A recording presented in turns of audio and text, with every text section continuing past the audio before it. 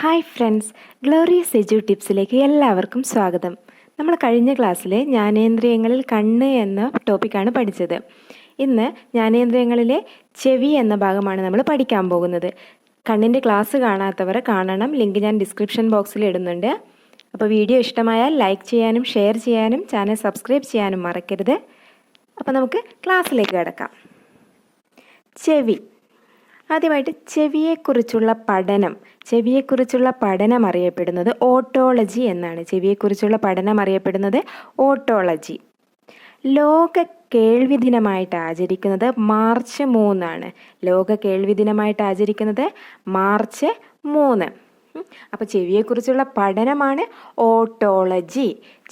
ലോക കേൾവി ദിനം എന്നാണ് മാർച്ച് 3. ഇനി ചെവിയുടെ ധർമ്മം എന്തൊക്കെയാണ്? കേൾവിക്ക് സഹായിക്കുന്നു, അതുപോലെ ശരീരത്തിൻ്റെ തുലനനില പാലിക്കാൻ സഹായിക്കുന്നുണ്ട്. അപ്പോൾ ശരീരത്തിൻ്റെ തുലനനില പാലിക്കാൻ സഹായിക്കുന്ന ജ്ഞാനേന്ദ്രിയങ്ങളിൽ പെട്ടത് ഏതാണ്? ചെവിയാണ്. എന്നാൽ ശരീരത്തിൻ്റെ തുലനനില പാലിക്കാൻ സഹായിക്കുന്ന മസ്തിഷ്കത്തിൻ്റെ ഭാഗം ഏതായിരുന്നു? സെറിബെല്ലമാണ് അല്ലേ? അപ്പം ചെവിയെക്കുറിച്ചുള്ള പഠനം ഓട്ടോളജി. ലോക കേൾവി ദിനം മാർച്ച് 3. ശരീരത്തിൻ്റെ തുലനനില പാലിക്കാൻ സഹായിക്കുന്നു, അതുപോലെ ചെവി കേൾവിക്ക് സഹായിക്കുന്നു. ചെവിക്ക് പ്രധാനമായും 3 മുഖ്യ ഭാഗങ്ങളാണുള്ളത്. 3 ഭാഗങ്ങളാണുള്ളത്. ഏതൊക്കെയാണവ? ബാഹ്യകർണം, മധ്യകർണം, ആന്തരകർണം. ഏതൊക്കെയാണ്? ബാഹ്യകർണം, മധ്യകർണം, ആന്തരകർണം. ഏറ്റവും പുറമെയായിട്ട് കാണപ്പെടുന്നതാണ് ബാഹ്യകർണം. നമ്മുടെ ഏറ്റവും പുറമെയായിട്ട് നമുക്ക് പുറമേ കാണാൻ കഴിയുന്നത് അല്ലേ? അതാണ് ബാഹ്യകർണം. അടുത്തത് നടുവിലായിട്ട് കാണപ്പെടുന്നത് മധ്യകർണവും ഏറ്റവും ഉള്ളിലായിട്ട് കാണപ്പെടുന്നത് ആന്തരകർണവുമാണ്. ഇവിടെ കൊടുത്തിരിക്കുന്ന ചിത്രം ഒന്ന് ശ്രദ്ധിക്കുക.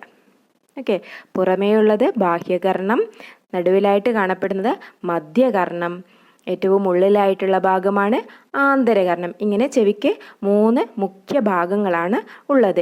ഇനി ഇതിൽ ഓരോന്നിനെക്കുറിച്ച് നമുക്ക് ഡീറ്റെയിൽ ആയിട്ട് പഠിക്കാം. ആദ്യം ബാഹ്യകർണത്തെക്കുറിച്ച് പഠിക്കാം. ബാഹ്യകർണത്തിലെ പ്രധാനപ്പെട്ട ഭാഗമാണ് ചെവിക്കുട, കർണനാളം, കർണപടം എന്നിവ. ചെവിക്കുട, കർണനാളം, കർണപടം എന്നിവ. ചെവിയുടെ ഏറ്റവും പുറമെയായിട്ട് കാണപ്പെടുന്ന ഭാഗമാണ് ബാഹ്യകർണം. ഈ ബാഹ്യകർണത്തിലെ പ്രധാനപ്പെട്ട 3 ഭാഗങ്ങളാണ് ചെവിക്കുട, കർണനാളം, കർണപടം എന്നിവ. ചിത്രത്തിലേക്ക് നോക്കൂ. ഏറ്റവും പുറമെയായിട്ട് കാണപ്പെടുന്ന ഈ ഒരു ഭാഗത്തിനാണ് നമ്മൾ ചെവിക്കുട എന്ന് പറയുന്നത്. ചെവിക്കുട. ഓക്കെ, അതിനുള്ളിലായിട്ട് ചെവിക്കുടയ്ക്ക് ശേഷം കാണപ്പെടുന്ന ഒരു കുഴല് പോലെയുള്ള ഭാഗമുണ്ട് അല്ലേ? ഇതിനെയാണ് നമ്മൾ കർണനാളം എന്ന് പറയുന്നത്. കർണനാളം, ഈ ഒരു ഭാഗമാണ് കർണനാളം. കർണനാളത്തിന് ശേഷം കാണുന്ന ഈ ഭാഗമാണ് കർണപടം. മധ്യകർണത്തെ ബാഹ്യകർണത്തിൽ നിന്നും വേർതിരിക്കുന്ന ഈ ഒരു ഭാഗം, ഇതിനെയാണ് നമ്മൾ കർണപടം അല്ലെങ്കിൽ ടിമ്പാനം എന്ന് പറയുന്നത്. ഓക്കെ, ഏറ്റവും പുറമെയായിട്ട് കാണപ്പെടുന്ന ചെവിയുടെ ഭാഗമാണ് ബാഹ്യകർണം. ബാഹ്യകർണത്തിലെ പ്രധാനപ്പെട്ട 3 ഭാഗങ്ങളാണ് ചെവിക്കുട, കർണനാളം, കർണപടം എന്നിവ. ഓക്കെ, ഏറ്റവും പുറമെയായിട്ട് കാണപ്പെടുന്നതാണ് ചെവിക്കുട. അതിനുള്ളിലായിട്ട് കുഴൽ പോലെ കാണപ്പെടുന്നത് കർണനാളം അല്ലെങ്കിൽ ഓഡിറ്ററി കനാല്. പിന്നീട് മധ്യകർണത്തെ ബാഹ്യകർണത്തിൽ നിന്ന് വേർതിരിക്കുന്ന സ്ഥലമാണ് കർണപടം അല്ലെങ്കിൽ ടിമ്പാനം. അപ്പോൾ ഇതിൽ ഓരോന്നിൻ്റെയും ഫങ്ഷൻ എന്താണെന്ന് നോക്കാം. അപ്പോൾ ചെവിക്കുട, എന്താണ് ചെവിക്കുട ചെയ്യുന്നത്? നമുക്കറിയാം, നമുക്ക് ചുറ്റിലും പലതരത്തിലുള്ള ശബ്ദങ്ങളുണ്ട് അല്ലേ? അപ്പോൾ ഈ ശബ്ദ തരംഗങ്ങളായിട്ടാണ് വരുന്നത്. അപ്പോൾ ഈ ശബ്ദ തരംഗങ്ങളെ കർണനാളത്തിലേക്ക് കടത്തി വിടുകയാണ് ചെവിക്കുടയുടെ ധർമ്മം. എന്താണ് ചെയ്യുന്നത്? ചുറ്റുപാടുള്ള ശബ്ദ തരംഗങ്ങളെ കർണനാളത്തിലേക്ക് കടത്തിവിടുന്നു. അടുത്തത് കർണനാളം. കർണനാളത്തിൽ മെഴുകു ഗ്രന്ഥികൾ കാണപ്പെടുന്നുണ്ട്. ഈ മെഴുകു ഗ്രന്ഥികൾക്ക് പറയുന്ന പേരാണ് സെറുമിനസ്. ഓക്കെ, അപ്പോൾ ഈ മെഴുകു ഗ്രന്ഥികൾ ഉൽപ്പാദിപ്പിക്കുന്ന മെഴുക് പൊടിപടലങ്ങൾ ഉള്ളിലേക്ക് കടക്കാതെ തടഞ്ഞു വെക്കുന്നുണ്ട്. കർണനാളത്തിലെ മെഴുകു ഗ്രന്ഥികളുണ്ട്, അവയുടെ പേരാണ് സെറുമിനസ്. ഈ സെറുമിനസിൻ്റെ ഉൽപ്പാദിപ്പിക്കുന്ന മെഴുക് പൊടിപടലങ്ങൾ ഉള്ളിലേക്ക് കടക്കാതെ തടഞ്ഞു വെക്കുന്നുണ്ട്. അടുത്തതാണ് കർണപടം. ശബ്ദതരംഗങ്ങൾക്കനുസരിച്ച് കമ്പനം ചെയ്യുന്ന സ്ഥലമാണ് കർണപടം. മധ്യകർണത്തെ ബാഹ്യകർണത്തിൽ നിന്ന് വേർതിരിക്കുന്നതാരാണ്? കർണപടമാണ്. ശബ്ദതരംഗങ്ങൾക്കനുസരിച്ചിട്ട് കമ്പനം ചെയ്യുന്നുണ്ട് അല്ലേ? ചെവിക്കുടയിലൂടെ ശബ്ദതരംഗങ്ങൾ വന്നു, അടുത്തത് കർണനാളത്തിലെത്തി, അവിടുന്ന് എവിടത്തേക്ക് വന്നു? കർണപടത്തിലെത്തും. അപ്പോൾ കർണപടത്തിലെത്തും എന്ത് സംഭവിക്കും? കർണപടം കമ്പനം ചെയ്യുന്നു. അതിനുശേഷം മധ്യകർണത്തെ ബാഹ്യകർണത്തിൽ നിന്ന് വേർതിരിക്കുന്നതാരാണെന്ന് ചോദിച്ചാൽ അതും കർണപടമാണ്. അടുത്തത് നമ്മൾ പഠിക്കാൻ പോകുന്നത് മധ്യകർണം.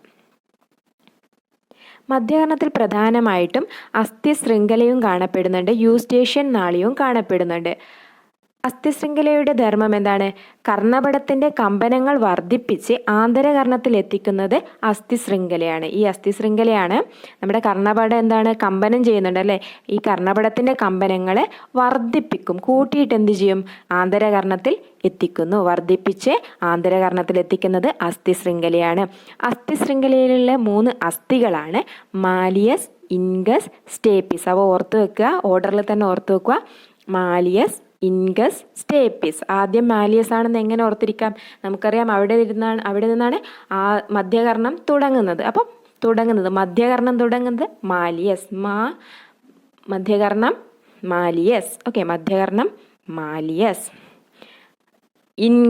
ഇൻഗസ് എവിടെയാണ് കാണപ്പെടുന്നത്? മാലിയസിൻ്റെ സ്റ്റേപ്പിസിൻ്റെ ഇടയിലാണ് കാണപ്പെടുന്നത് അല്ലേ? അപ്പോൾ ഇടയിൽ കാണപ്പെടുന്നത് ഇൻഗസ്. ഓക്കെ, ഇടയിൽ ഇൻഗസ്. മൂന്നാമത്തതാണ് സ്റ്റേപ്പിസ്. ഈ 3 അസ്ഥികളാണുള്ളത്, മാലിയസ്, ഇൻഗസ്, സ്റ്റേപ്പിസ്. ഇനി ഇതിൻ്റെ ഓരോന്നിൻ്റെയും ആകൃതി കൂടി പഠിച്ചു വെക്കണം. മാലിയസിൻ്റെ ആകൃതി ചുറ്റികയുടെ ആകൃതിയാണ്, ഇൻഗസിൻ്റെ ആകൃതി കൂടക്കല്ലിൻ്റെ ആകൃതി, സ്റ്റേപ്പിസിൻ്റെതോ കുതിരസവാരിക്കാരൻ്റെ പാദധാരയുടെ ആകൃതിയാണ്. ഓക്കെ, മാലിയസിൻ്റെത് ചുറ്റികയുടെ ആകൃതി, ഇൻഗസ് കൂടക്കല്ലിൻ്റെ ആകൃതി, സ്റ്റേപ്പിസ് കുതിരസവാരിക്കാരൻ്റെ പാദധാരയുടെ ആകൃതി.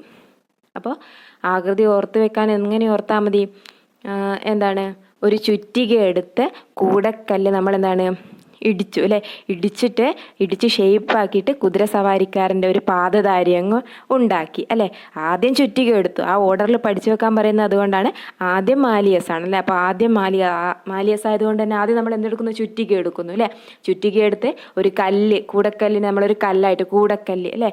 കല്ല് പൊട്ടിച്ച് ഷേപ്പാക്കി എടുത്തിട്ടൊരു പാദധാര ഉണ്ടാക്കി. അങ്ങനെ ഓർത്ത് വെക്കുക. അപ്പോൾ ആദ്യം വരുന്നത് മാലിയസ് ചുറ്റികയുടെ ആകൃതി, ഇൻഗസ് കൂടക്കല്ലിൻ്റെ ആകൃതി, സ്റ്റേപ്പിസ് കുതിരസവാരിക്കാരൻ്റെ പാദധാരയുടെ ആകൃതി. സ്റ്റേപ്പിസിന് മറ്റൊരു പ്രത്യേകത കൂടിയുണ്ട്. മനുഷ്യ ശരീരത്തിലെ ഏറ്റവും ചെറിയ അസ്ഥിയാണ് സ്റ്റേപ്പിസ്. ഏറ്റവും സ്മോൾ ചെറിയ അസ്ഥിയാണ് സ്റ്റേപ്പിസ്. ഓക്കെ, അപ്പോൾ ഇത്രയാണ് അസ്ഥിശൃംഖലയുള്ളത്. അടുത്തത് വരുന്നത് യൂസ്റ്റേഷ്യൻ നാളി. കർണപടത്തിന് ഇരുവശവുമുള്ള വായുമർദ്ദം ക്രമീകരിക്കാൻ സഹായിക്കുന്നത് യൂസ്റ്റേഷ്യൻ നാളിയാണ്.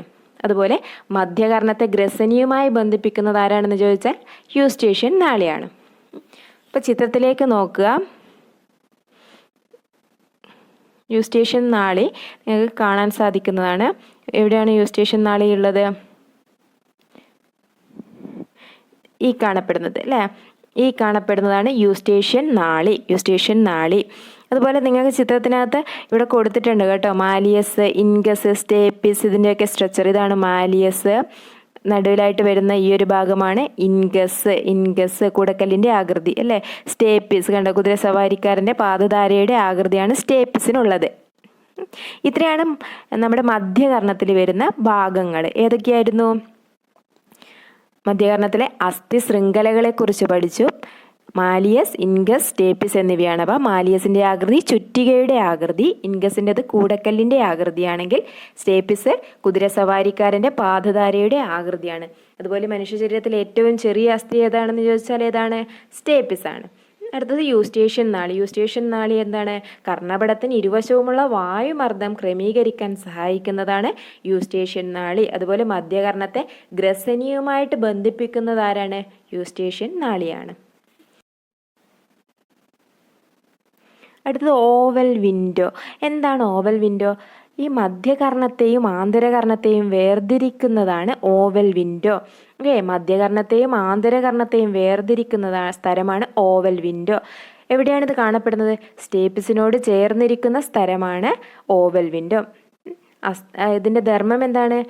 അസ്ഥിശൃംഖലയിലെ കമ്പനം ആന്തരകർണത്തിലേക്ക് വ്യാപിപ്പിക്കുന്നു. അപ്പോൾ എന്താണ്, നമ്മുടെ ഈ കമ്പനം കർണപടത്തിൽ നിന്ന് എവിടത്തേക്ക് എത്തി? അസ്ഥിശൃംഖലയിലെത്തി അല്ലേ. അടുത്തതായിട്ട് ഈ അസ്ഥിശൃംഖലയിൽ നിന്ന് കമ്പനം എവിടത്തേക്ക് പോകണം? ആന്തരകർണത്തിലേക്ക് പോകണം അല്ലേ. അപ്പോൾ ആന്തരകർണത്തിലേക്ക് വ്യാപിപ്പിക്കുന്നതാണ് oval window. Oval window okay. Oval window എവിടെയാണ്? സ്റ്റേപ്പിസിനോട് ചേർന്നാണ് കാണപ്പെടുന്നത് അല്ലേ. അപ്പോൾ ഏതാണ്ട് ഈ ഒരു ഭാഗത്തായിട്ടാണ് വരുന്നത് ഇത്. ഓക്കെ, ഈ ഒരു ഭാഗത്താണ് ഓവൽ വിൻഡോ വരുന്നത്. അടുത്തത് റൗണ്ട് വിൻഡോ. കോക്ലിയക്കകത്തുള്ള ദ്രവത്തിൻ്റെ ചലനത്തെ സഹായിക്കുന്നത് ആരാണ്? റൗണ്ട് വിൻഡോ ആണ്. റൗണ്ട് വിൻഡോ അത് ഓവൽ വിൻഡോയുടെ ഒക്കെ താഴെയായിട്ട് കോക്ലിയ എവിടെയാണ്? കോക്ലിയ ഇതാണ്. അപ്പോൾ അതിനെയൊക്കെ അരികിലായിട്ട് ഇവിടെയാണ് കാണപ്പെടുന്നത്. ഓക്കെ, ഇവിടെയായിട്ട് കാണപ്പെടും. അപ്പോൾ ഈ ഒരു ഭാഗം. ഓക്കെ, അപ്പോൾ ഓവൽ വിൻഡോ എന്താണ്? മധ്യകർണത്തെയും ആന്തരകർണത്തെയും വേർതിരിക്കുന്നത് ഓവൽ വിൻഡോ ആണ്. സ്റ്റേപ്പിസിനോട് ചേർന്നിരിക്കുന്ന സ്ഥലമാണ്. അതുപോലെ അസ്ഥിശൃംഖലയിലെ കമ്പനം ആന്തരകർണത്തിലേക്ക് വ്യാപിപ്പിക്കുന്നത് ഓവൽ വിൻഡോ ആണ്. അടുത്തത് റൗണ്ട് വിൻഡോയുടെ ധർമ്മം എന്താണ്? കോക്ലിയക്കകത്തുള്ള ദ്രവത്തിൻ്റെ ചലനത്തെ സഹായിക്കുകയാണ് റൗണ്ട് വിൻഡോ ചെയ്യുന്നത്. അപ്പോൾ അടുത്തത് നമുക്കിനി ആന്തരകർണത്തിലേക്ക് പോവാം. ആന്തരകർണത്തിലേക്ക് പോവുകയാണെങ്കിൽ നമുക്ക് പഠിക്കാനുള്ളത് ആദ്യമായിട്ട് അർദ്ധവൃത്താകാര കുഴലുകൾ. അർദ്ധവൃത്താകാര കുഴലുകൾ. ഓരോ ചെവിയിലും 3 അർദ്ധവൃത്താകാര കുഴലുകൾ കാണപ്പെടുന്നുണ്ട്. അപ്പം ടോട്ടൽ എത്രയുണ്ട്? 2 ചെവിയിലും കൂടി ആയിട്ട് നമ്മുടെ ശരീരത്തിൽ 6 അർദ്ധവൃത്താകാര കുഴലുകൾ കാണപ്പെടുന്നുണ്ട്. അപ്പോൾ ഓരോ ചെവിയിലും 3 അർദ്ധവൃത്താകാര കുഴലുകൾ കാണപ്പെടുന്നുണ്ട്. ഈ അർദ്ധവൃത്താകാര കുഴലുകൾ എന്തിനാണ്? തുലനനില പാലിക്കാൻ സഹായിക്കുന്നുണ്ട്. ഓക്കെ, അർദ്ധവൃത്താകാര കുഴലുകൾ തുലനനില പാലിക്കാൻ സഹായിക്കുന്നു. ഓക്കെ, തുലനനില പാലിക്കാൻ സഹായിക്കുന്നത് അർദ്ധവൃത്താകാര കുഴലുകൾ മാത്രമല്ല, വെസ്റ്റിബ്യൂൾ എന്ന ഭാഗം കൂടിയുണ്ട്. ഓക്കെ, വെസ്റ്റിബ്യൂൾ ശരീര തുലനനില പാലനത്തിന് സഹായിക്കുന്നതാണ് അർദ്ധവൃത്താകാര കുഴലുകളും വെസ്റ്റിബ്യൂളും. ഓക്കെ, ഇത് രണ്ടും എന്തിൻ്റെ ഭാഗമാണ്? ആന്തരകർണത്തിൻ്റെ ഭാഗമാണ്. അതുപോലെ PSCയുടെ ക്വസ്റ്റ്യൻ കാണാറുണ്ട്. വെസ്റ്റിബ്യൂളിൽ കാണപ്പെടുന്ന ചുണ്ണാമ്പ് തരികൾക്ക് അറിയപ്പെടുന്ന പേരെന്താണ്? ഓട്ടോലിത്തുകൾ. ഓക്കെ, ഓട്ടോലിത്തുകൾ. വെസ്റ്റിബ്യൂളിൽ കാണപ്പെടുന്ന ചുണ്ണാമ്പ് തരികളാണ് ഓട്ടോലിത്തുകൾ. അപ്പോൾ അർദ്ധവൃത്താകാര കുഴലുകൾ കണ്ടല്ലോ. ഇതാണ് അർദ്ധവൃത്താകാര കുഴലുകൾ. ഓക്കെ, ഇതാണ് അർദ്ധവൃത്താകാര 3 അർദ്ധവൃത്താകാര കുഴലുകൾ കാണപ്പെടുന്നുണ്ട്. വെസ്റ്റിബ്യൂൾ എവിടെയാണ് കാണപ്പെടുന്നത്? അർദ്ധവൃത്താകാര കുഴലുകൾക്കും കോക്ലിയയ്ക്കും ഇടയിലായിട്ടാണ് വെസ്റ്റിബ്യൂള് കാണപ്പെടുന്നത്. ഏതാണ്ട് ഈ ഒരു ഭാഗത്താണ് വെസ്റ്റിബ്യൂള് കാണപ്പെടുന്നത്. അപ്പോൾ അർദ്ധവൃത്താകാര കുഴലുകൾ എവിടെയാണ്? ഇതാണ് 3 അർദ്ധവൃത്താകാര കുഴലുകൾ. വെസ്റ്റിബ്യൂള് ഇവിടെ കാണപ്പെടുന്നു. അതായത് അർദ്ധവൃത്താകാര കുഴലിനും കോക്ലിയയ്ക്കും ഇടയിൽ. കോക്ലിയ എവിടെയാണ്? ഇതാണ് കോക്ലിയ. ഓക്കെ, അപ്പോൾ അടുത്ത് നമുക്ക് കോക്ലിയയെക്കുറിച്ച് നോക്കാം. ഒച്ചിൻ്റെ ആകൃതിയാണ് കോക്ലിയയ്ക്ക്. ഒച്ചിൻ്റെ ആകൃതിയാണ്. നിങ്ങൾക്ക് ഇവിടെ ചിത്രത്തിൽ കാണാൻ സാധിക്കുന്നുണ്ടാവും. ഒരു ഒച്ചിൻ്റെ ആകൃതിയാണ് അല്ലേ. ഒച്ചിൻ്റെ ആകൃതിയാണ് കോക്ലിയയ്ക്ക്. ചെവിയിലെ കേൾവിക്ക് സഹായിക്കുന്ന ഭാഗമാണ് കോക്ലിയ. ചെവിയിലെ കേൾവിക്ക് സഹായിക്കുന്ന ഭാഗമാണ് കോക്ലിയ. ഇതിന് 3 അറകളുണ്ട്. 3 അറകൾ. കോക്ലിയയ്ക്ക് എത്ര അറകളാണുള്ളത്? 3 അറകളുണ്ട്. അതുപോലെ തന്നെ കോക്ലിയയുടെ നടുക്കുള്ള അറയിൽ കാണപ്പെടുന്ന രോമകോശങ്ങൾ അടങ്ങിയ ഒരു ഭാഗമുണ്ട്. ആ ഭാഗത്തിനാണ് ഓർഗൻ ഓഫ് കോർട്ടി എന്ന് പറയുന്നത്. ഇതാണ് കേൾവിക്ക് സഹായിക്കുന്നത്. ഓക്കെ, കോക്ലിയയിലെ കേൾവിക്ക് സഹായിക്കുന്ന ഭാഗം ഏതാണെന്ന് ചോദിച്ചാൽ അത് ഓർഗൻ ഓഫ് കോർട്ടിയാണ്. കേൾവിക്ക് സഹായിക്കുന്ന ചെവിയിലെ ഭാഗം ചോദിച്ചാൽ കോക്ലിയ, എന്നാൽ കോക്ലിയയിലെ കേൾവിക്ക് സഹായിക്കുന്ന ഭാഗം ചോദിച്ചാൽ ഓർഗൻ ഓഫ് കോർട്ടിയാണ്. ഇത്രയാണ് കോക്ലിയയെക്കുറിച്ച് പഠിക്കാനുള്ളത്. എന്തൊക്കെയായിരുന്നു? ഒച്ചിൻ്റെ ആകൃതിയാണ്, ചെവിയിൽ കേൾവിക്ക് സഹായിക്കുന്ന ഭാഗമാണ്, 3 അറകൾ കാണപ്പെടുന്നുണ്ട്. അതുപോലെ കോക്ലിയയുടെ നടുക്കുള്ള അറയിൽ കാണപ്പെടുന്ന രോമകോശങ്ങൾ അടങ്ങിയ ഭാഗത്തിന് പറയുന്ന പേരാണ് ഓർഗൻ ഓഫ് കോർട്ടി. അടുത്തത് എങ്ങനെയാണ് നമുക്ക് കേൾവി എന്നൊരു അനുഭവം വന്നു ചേരുന്നത് എന്ന് നോക്കാം. ആദ്യം എന്താണ് സംഭവിക്കുന്നത്? ആദ്യം നമുക്ക് ചുറ്റുപാടുമുള്ള ശബ്ദങ്ങൾ അല്ലേ, ശബ്ദതരംഗങ്ങൾ എവിടേക്ക് വരുന്നു? ശബ്ദതരംഗങ്ങൾ ചെവിക്കുടയിലേക്ക് വരുന്നു അല്ലേ, ചെവിക്കുടയിലേക്ക് വരികയാണ്. അപ്പോൾ ചെവിക്കുടയിൽ നിന്ന്, ഈ ബാഹ്യകർണത്തിൽ ഉള്ള ചെവിക്കുടയിൽ നിന്ന് കർണനാളത്തിലൂടെ അത് കർണപടത്തിൽ എത്തിച്ചേരുന്നു. പിന്നീടോ കർണപടത്തെ ഇത് ചലിപ്പിക്കുന്നു അല്ലേ. അപ്പോൾ ഈ കർണപടത്തിൻ്റെ ചലനം അല്ലെങ്കിൽ കമ്പനം അസ്ഥിശൃംഖലയെ ചലിപ്പിക്കുന്നു. അടുത്തതോ അസ്ഥിശൃംഖലയുടെ ചലനം ഓവൽ വിൻഡോയെ ചലിപ്പിക്കുന്നു. ഓവൽ വിൻഡോയെ ചലിപ്പിക്കുന്നു. ഇത് കോക്ലിയയിലെ ദ്രവത്തിൻ്റെ ചലനത്തിന് കാരണമാകുന്നു. നമുക്കറിയാം ഓവൽ വിൻഡോ ആണ് മധ്യകർണത്തെയും ആന്തരകർണത്തെയും വേർതിരിക്കുന്നത് അല്ലേ. അപ്പോൾ ഈ ഓവൽ വിൻഡോയുടെ ചലനം ആന്തരകർണത്തിലുള്ള കോക്ലിയയിലുള്ള ദ്രവത്തിനെ ചലിപ്പിക്കും. ഇതുമൂലം കോക്ലിയയിലെ ഓർഗൻ ഓഫ് കോർട്ടി നമ്മൾ പഠിച്ചിട്ടുണ്ട്. അപ്പോൾ ഓർഗൻ ഓഫ് കോർട്ടിയിലുള്ള ഈ രോമകോശങ്ങൾക്ക് എന്ത് സംഭവിക്കും? ഉത്തേജിപ്പിക്കപ്പെടുന്നു. എന്നിട്ട് ആവേഗങ്ങൾ സൃഷ്ടിക്കപ്പെടുന്നു. പിന്നീട് ഈ ആവേഗങ്ങൾ ശ്രവണനാഡി വഴി സെറിബ്രത്തിൽ എത്തിച്ചേരുകയും കേൾവി എന്ന അനുഭവം ഉണ്ടാവുകയും ചെയ്യുന്നു. അപ്പോൾ എങ്ങനെയാണ്? ബാഹ്യകർണത്തിലെത്തുന്ന ശബ്ദതരംഗങ്ങൾ കർണപടത്തെ ചലിപ്പിക്കുന്നു. പിന്നീടോ കർണപടത്തിന്റെ ചലനം അസ്ഥിശൃംഖലയെ ചലിപ്പിക്കുന്നു. അസ്ഥിശൃംഖലയുടെ ചലനം ഓവൽ വിൻഡോയിലെ സ്ഥലത്തെ ചലിപ്പിക്കും അല്ലേ.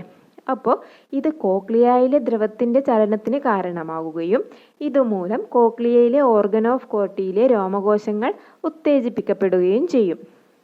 അങ്ങനെ ആവേഗങ്ങൾ സൃഷ്ടിക്കപ്പെടുന്നു. പിന്നീട് ഈ ആവേഗങ്ങൾ ശ്രവണനാഡി വഴി സെറിബ്രത്തിലെത്തുന്നു. അപ്പോൾ സെറിബ്രത്തിലെത്തിയാലോ നമുക്ക് കേൾവി എന്ന അനുഭവം കിട്ടുന്നു. ഇത്രയാണ് നമ്മുടെ കേൾവി എന്ന ഒരു പ്രോസസ്സ്. ഇത്രയാണ് നടക്കുന്നത്. ഓക്കെ, അടുത്തത് ശരീരതുലന പാലനം. കേൾവി മാത്രമല്ല, ചെവിക്ക് 2 ധർമ്മമുണ്ട് അല്ലേ. ശരീരതുലന പാലനവും ഉണ്ടായിരുന്നു, കേൾവിയുണ്ട്. അപ്പോൾ കേൾവി എങ്ങനെയാണ് നമ്മൾ പഠിച്ചു. അടുത്തത് ശരീരതുലന പാലനം. അതെങ്ങനെയാണ് നടത്തുന്നത്? തലയുടെ ചലനങ്ങൾ വെസ്റ്റിബ്യൂളിലും അർദ്ധവൃത്താകാര കുഴലിലുമുള്ള എൻഡോലിംഫിൽ ചലനമുണ്ടാക്കുന്നു. ഇത് അവയിലെ രോമകോശങ്ങളെ ചലിപ്പിച്ച് ആവേഗങ്ങൾ ഉണ്ടാക്കുന്നു. ഈ ആവേഗങ്ങൾ വെസ്റ്റിബ്യൂലാർ നാഡി വഴി സെറിബെല്ലത്തിലെത്തി ശരീര തുലനനില പാലിക്കുന്നു. അപ്പോൾ എന്തൊക്കെയാണ്? തലയിലുള്ള ചലനങ്ങൾ വെസ്റ്റിബ്യൂളിലും ഇവിടെ അല്ലേ, വെസ്റ്റിബ്യൂളിലും അർദ്ധവൃത്താകാര കുഴലുകളിലും ഉള്ള എൻഡോലിംഫിൽ. ഓക്കെ, ഇവിടെ എന്ത് കാണപ്പെടുന്നുണ്ട്? എൻഡോലിംഫ് കാണപ്പെടുന്നുണ്ട്. അപ്പോൾ ഇവിടെ ചലനം സൃഷ്ടിക്കുന്നു. ഇത് അവയിലെ രോമകോശങ്ങളെ ചലിപ്പിച്ച് ആവേഗങ്ങൾ ഉണ്ടാക്കും. ഈ ആവേഗങ്ങൾ വെസ്റ്റിബ്യൂലാർ നാഡി വഴി വെസ്റ്റിബ്യൂലാർ നാഡി വഴി സെറിബെല്ലത്തിലെത്തി ശരീര തുലനനില പാലിക്കുന്നു. മസ്തിഷ്കത്തിലെ തുലനനില പാലിക്കുന്ന ഭാഗം ഏതാണ്? പാലിക്കാൻ സഹായിക്കുന്ന ഭാഗമാണ് സെറിബെല്ലം അല്ലെ. ബാലൻസിങ്ങിന് സഹായിക്കുന്ന ഭാഗമാണ് സെറിബെല്ലം. അപ്പോൾ ഈ ആവേഗങ്ങൾ വെസ്റ്റിബ്യൂലാർ നാഡി വഴി സെറിബെല്ലത്തിലെത്തി ശരീര തുലനനില പാലിക്കുന്നു. അപ്പോൾ ഇത്രയാണ് നമുക്ക് ചെവി എന്ന ടോപ്പിക്കിൽ പഠിക്കാനുള്ളത്. അപ്പോൾ നമ്മൾ ഇന്ന് എന്തൊക്കെയാണ് പഠിച്ചത്? ചെവിയെക്കുറിച്ചുള്ള പഠനം എന്തായിരുന്നു? Otology. World hearing day March 3 അതുപോലെ ചെവിയുടെ ധർമ്മം എന്തൊക്കെയായിരുന്നു? കേൾവിക്ക് സഹായിക്കുന്നു, തുലനനില പാലിക്കാനും സഹായിക്കുന്നു. ചെവിയുടെ 3 ഭാഗങ്ങളാണ്: ബാഹ്യകർണം, മധ്യകർണം, ആന്തരകർണം. ഇതിൽ ബാഹ്യകർണത്തിൽ വരുന്ന ഭാഗങ്ങളാണ് ചെവിക്കുട, കർണനാളം, കർണപടം. ചെവിക്കുടയുടെ ധർമ്മം എന്തായിരുന്നു? ശബ്ദതരംഗങ്ങളെ കർണനാളത്തിലേക്ക് കടത്തിവിടുക. അടുത്തത് കർണനാളം. കർണനാളത്തിലെ മെഴുകു ഗ്രന്ഥികൾ കാണപ്പെടുന്നുണ്ട് അല്ലേ. സെറുമിനസ് എന്ന് പറയുന്ന മെഴുകു ഗ്രന്ഥികൾ കാണപ്പെടുന്നുണ്ട്. അപ്പം ഈ മെഴുക് എന്ത് ചെയ്യും? മെഴുക് അതിലെ വരുന്ന പൊടിപടലങ്ങളെ ഉള്ളിലേക്ക് കടക്കാതെ തടഞ്ഞു വെക്കുന്നു. അടുത്തത് കർണപടം. മധ്യകർണത്തെ ബാഹ്യകർണത്തിൽ നിന്ന് വേർതിരിക്കുന്നു. ആരാണ്? കർണപടമാണ്. അതുപോലെ കമ്പനം ചെയ്യുന്ന സ്ഥലമാണ്. അതിനുശേഷം നമ്മൾ മധ്യകർണത്തെ കുറിച്ചാണ് പഠിച്ചത്. മധ്യകർണത്തിലെ 3 തരം അസ്ഥികളും അതുപോലെ യൂസ്റ്റേഷ്യൻ നാളിയുമാണുള്ളത്. 3 അസ്ഥികൾ ഏതൊക്കെയായിരുന്നു? Malleus, incus, stapes. മാലിയസിൻ്റെ ആകൃതി ചുറ്റിക അല്ലെങ്കിൽ ഹാമർ ആകൃതിയിലാണ്. ഇൻഗസിൻ്റെതോ കൂടക്കല്ല്, ആൻവിൽ. ഓക്കെ. സ്റ്റേപ്പിസിൻ്റെ ആകൃതി കുതിരസവാരിക്കാരൻ്റെ പാദധാരയുടെ ആകൃതിയാണ്. അതുപോലെ മനുഷ്യ ശരീരത്തിലെ ഏറ്റവും ചെറിയ അസ്ഥി ഏതായിരുന്നു? സ്റ്റേപ്പിസ് അല്ലെ. മധ്യകർണത്തെ ഗ്രസനിയുമായി ബന്ധിപ്പിക്കുന്നതാണ് യൂസ്റ്റേഷ്യൻ നാളി. അതുപോലെ ചെവി, തൊണ്ട എന്നിവയെ ബന്ധിപ്പിക്കുന്നത് എന്താണ്? യൂസ്റ്റേഷ്യൻ നാളിയാണ്.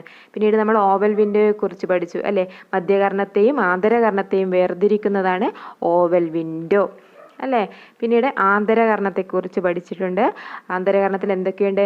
അർദ്ധവൃത്താകാര കുഴലുകളുണ്ട്, വെസ്റ്റിബ്യൂളുണ്ട്, കോക്ലിയയുണ്ട്, അല്ലേ? അർദ്ധവൃത്താകാര കുഴലുകൾ, ഓരോ ചെവിയിലും 3 അർദ്ധവൃത്താകാര കുഴലുകൾ ഉണ്ട്. ഓക്കെ. പിന്നീട് വെസ്റ്റിബ്യൂളിൽ കാണപ്പെടുന്ന ചുണ്ണാമ്പ് തരികളെക്കുറിച്ച് പറഞ്ഞു. അവയുടെ പേരാണ് ഓട്ടോലിത്ത്. പിന്നീട് കോക്ലിയ. കോക്ലിയയുടെ എന്തായിരുന്നു? തുലനനിലയ്ക്ക് സഹായിക്കുന്ന ചെവിയിലെ ഭാഗം ഏതാണെന്ന് ചോദിച്ചാൽ അർദ്ധവൃത്താകാര കുഴലുകളും വെസ്റ്റിബ്യൂളുമാണെങ്കിൽ കോക്ലിയ എന്തായിരുന്നു? കോക്ലിയയിൽ ചെവിയിലെ കേൾവിക്ക് സഹായിക്കുന്ന ഭാഗമാണ്. ഇതിന് ഒച്ചിൻ്റെ ഷേപ്പാണ്. അതുപോലെ കോക്ലിയയിൽ 3 അറകളുണ്ട്. ഈ അറകളിൽ ദ്രാവകങ്ങൾ കാണപ്പെടുന്നുണ്ട്. ഏതൊക്കെയാണ്? എൻഡോലിംഫ്, പെരിലിംഫ് പോലെയുള്ള ദ്രാവകങ്ങൾ കാണപ്പെടുന്നുണ്ട്. അതുപോലെ എന്താണ് ഓർഗൻ ഓഫ് കോർട്ടി എന്ന് പറഞ്ഞു, അല്ലേ? ശ്രവണവുമായി ബന്ധപ്പെട്ട ഭാഗമാണ്. കോക്ലിയയുടെ നടുക്കായിട്ട് കാണപ്പെടുന്ന ഭാഗമാണ് ഓർഗൻ ഓഫ് കോർട്ടി. പിന്നീട് ഇനി അറിഞ്ഞിരിക്കേണ്ട മറ്റൊരു കാര്യം കൂടെ ഉണ്ട്. മനുഷ്യൻ്റെ ശ്രവണ പരിധി 20 ഹെർട്സ് മുതൽ 20,000 ഹെർട്സ് വരെയാണ്. ഓക്കെ. ശ്രവണ പരിധി എത്രയാണ്? 20 ഹെർട്സ് മുതൽ 20,000 ഹെർട്സ് വരെയാണ്. അപ്പോൾ ഇത്രയാണ് ചെവി എന്ന ടോപ്പിക്കിൽ നമുക്ക് പഠിക്കാനുള്ളത്. അപ്പോൾ വീഡിയോ കണ്ടിട്ട് ഇഷ്ടപ്പെടുകയാണെങ്കിൽ ലൈക്ക് ചെയ്യാനും ഷെയർ ചെയ്യാനും അതുപോലെ ചാനൽ സബ്സ്ക്രൈബ് ചെയ്യാനും മറക്കരുത്. അപ്പോൾ അടുത്ത വീഡിയോയുമായിട്ട് വീണ്ടും കാണാം.